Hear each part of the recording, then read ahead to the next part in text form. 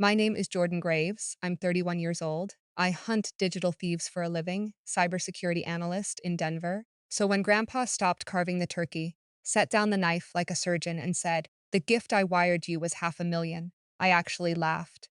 Because an hour earlier, my mother handed me an envelope. Inside was a check for $200 written in her handwriting, signed with Grandpa's shaky signature. I looked up. Grandpa was staring right through me, not confused, not joking, certain.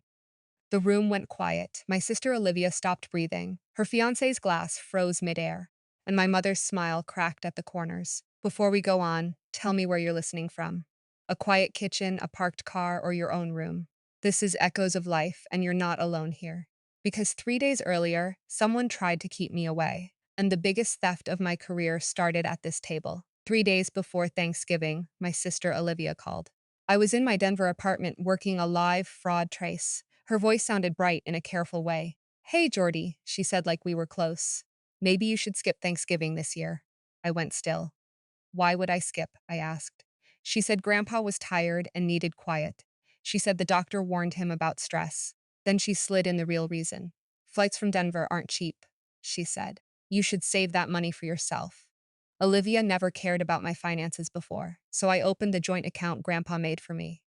He called it my cushion, just in case. I hadn't touched it since college.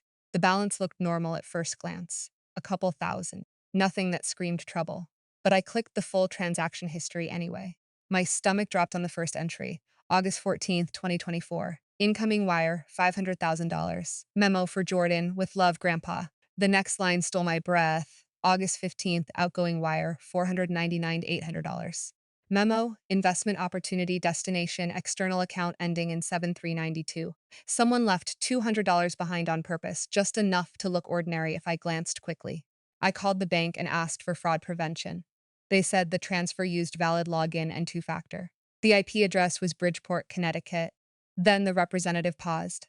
"Ma'am, we also have a document on file, a power of attorney filed August 10th. It granted my mother access to that account." I said one sentence, clear and cold. I never signed that. "The signature is forged." When I hung up, my hands were shaking. This didn't feel like family drama. It felt like a case file with my name on it, and I wasn't skipping Thanksgiving after all. Back in my apartment, I opened the PDF from the bank. Legal language, dates, stamps, my name in bold, and my signature at the bottom. At first glance, it was convincing. Same loops, same sharp angles, but I knew my own habit. On real documents, I add a tiny diagonal mark, a private tick in the signature box. That mark wasn't there. I zoomed in until the pixels broke. The ink pressure looked wrong too even. No natural hesitation, no hand tremor. It wasn't written, it was assembled. Then I pulled out an old birthday card from Mom. Her handwriting was the kind you remember. The G curled inward on the downstroke. Her T crossed at a steep, impatient angle. The forged signature had those same tells. My mother didn't handle paperwork. She practiced my name until it fit her plan. I copied the destination account from the wire. Only the last four digits showed at first, but I'm a cyber analyst, not a casual victim. I dug through traces and database hits. Minutes later, I had the full account. It belonged to Chase Rothwell, opened in Bridgeport on August 2nd, 2024. And the timing made my skin go cold. I searched his name.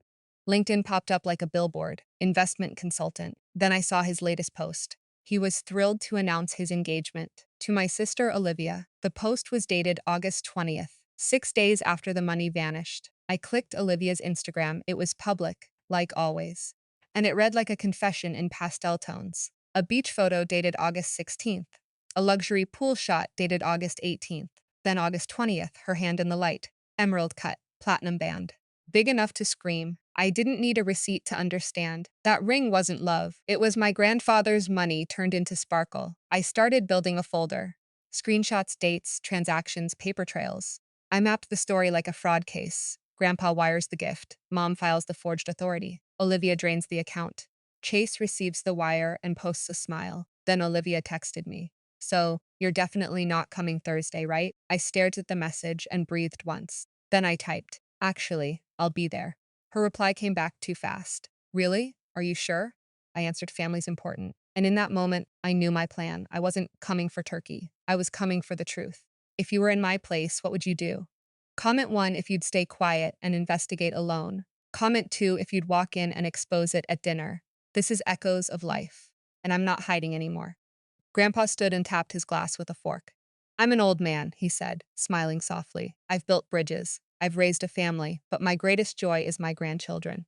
He praised Olivia first. She beamed, ring flashing. Then he turned to me, eyes warm and proud. Jordan, he said, you do things the right way. So I wanted to help you take the next step.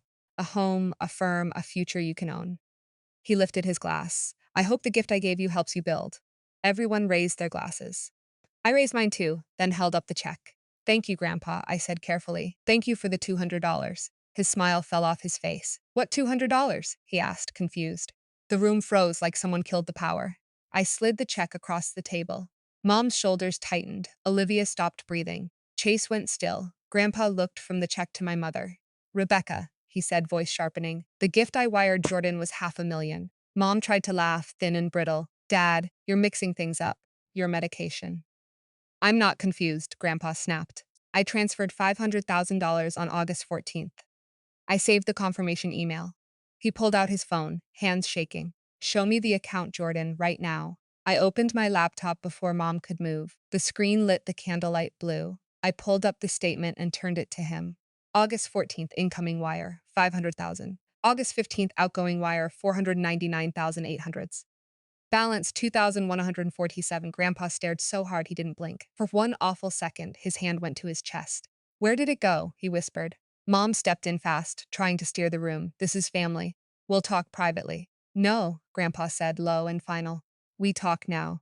I opened the folder I'd built in Denver. Then I set a small projector on the table. I moved the mashed potatoes like evidence. A clean white wall behind Grandpa lit up. Slide 1. Family Investment Opportunity. Subtitle, How $500,000 Became $200. People started standing, chair scraping hard, uncles, aunts, cousins backing away like smoke. This is between immediate family, someone muttered. The front door opened and shut again and again. When it settled, only 6 of us remained. Grandpa, Mom, Dad, Olivia, Chase, and me. I clicked to the next slide, a transfer record blown up big and cruel. Destination account, Chase Rothwell. Chase's glass stopped halfway to his mouth. Olivia's face went paper white. Dad stared at his plate like it could save him. I didn't raise my voice. I didn't have to. The money trail was already speaking. Slide 2 filled the wall with numbers and dates, a clean wire trail. No opinions, no loopholes. August 14th, Grandpa's wire to my joint account. August 15th, 499 to 800 out to an external account. Name on the destination, Chase Rothwell. Chase's posture changed like a switch flipped. Olivia's hand clamped around her wine glass. Mom stood behind Grandpa's chair, too still. That's not what it looks like, Mom said fast. This is private. We'll handle it later. Grandpa didn't look at her. He looked at the wall like it was a wound. Next slide, he told me. I clicked. Olivia's Instagram appeared, time-stamped like a confession. Crystal water, white sand, much-needed reset, 2 first-class tickets purchased the same day. Then the ring photo, 3 carats of my money. Olivia made a sound like she couldn't breathe.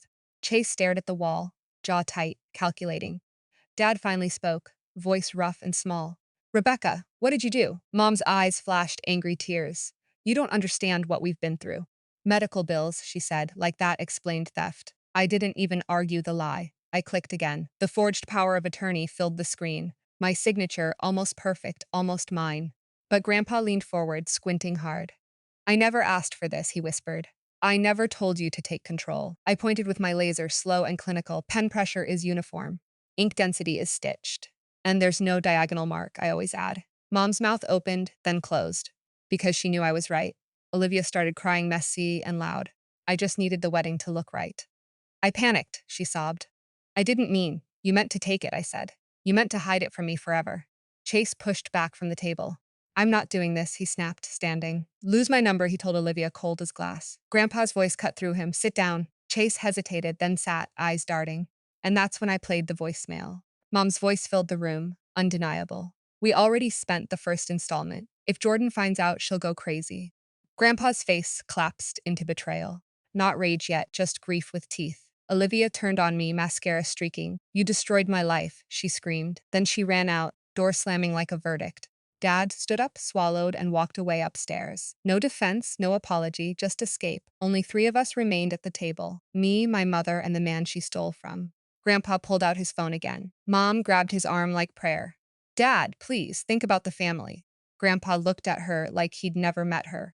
I am thinking about family, he said quietly, which is why I'm calling the police. 3 months later, the sentencing finally landed. 18 months for my mother, 12 for Olivia. A judge said a restitution like it was a bandage, but money wasn't the only thing they stole.